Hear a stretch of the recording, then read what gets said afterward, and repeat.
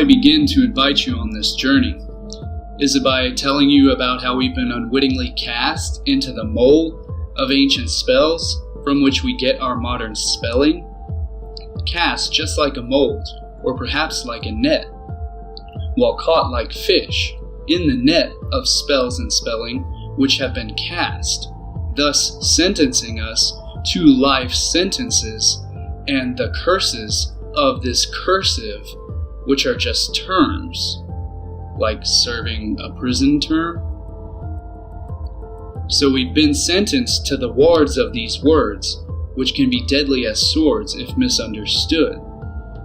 Or perhaps you missed the understanding of my terms, or possibly the sibyls of my syllables, or even the ancient rites of modern writing. We languish in our languid language in anguish ever since the ancient times of the English Angus, and the phony phonetic phonics of the ancient Phoenician Phoenix. How is it that we've been cast into this mold of spelling? Could it be, possibly, a form of government? From the Latin root govern, to control, and ment or mentalis, meaning mind, to control the mind, as government. English, as a tool of phonic phonetics by the phony Phoenician Phoenix, reflects the creativity and cunning genius of the human race, which of course is not a race at all unless you're just another rat caught in this daily maze of this rat race, of this human race, against one another. We draw money from our banks, which are the edges of a river, which flows in currents to the sea, which is why it's called currency, because cash flows, like pyroclastic ash flows, to the sea, which is why we can trace back our roots of modern trade to the ancient Phoenician trade roots, and why our mundane weekdays seem to keep us in a perpetually weak days, until we are so weakened that we barely make it to the weekend.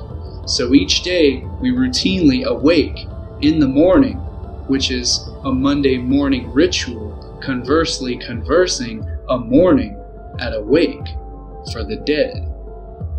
And thus the Bible speaks that the dead shall walk the earth. So it appears that they already are, without even knowing it, just by the strange language of which they know not the true origins and what their words mean in etymology. And thus the significance and the signs of the sins in signification of their signatures on these dead legal fictions, such as IDs, mortgages, or mortgages, meaning death pledge, bills, etc.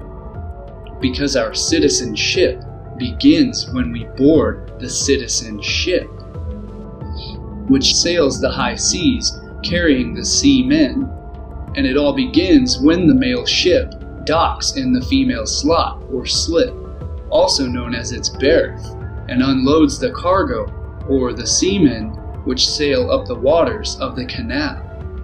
So she then gets pregnant and now carries the precious cargo and will give birth to the new citizen, which must now register to board that citizen ship and repeat the cycle all over again until the citizens catch on to the ancient spells of phony phonetic Phoenicians, tools of commerce and piracy of the high seas, and the human commodity through the use of their made-up languid language, which gives us our modern English. It's my honor to extend to you an invitation into etymology esoterica grammatica, or the study of root meanings of esoteric spelling, and discussing the topic of Philosophia. Philo, the love of, and Sophia, wisdom.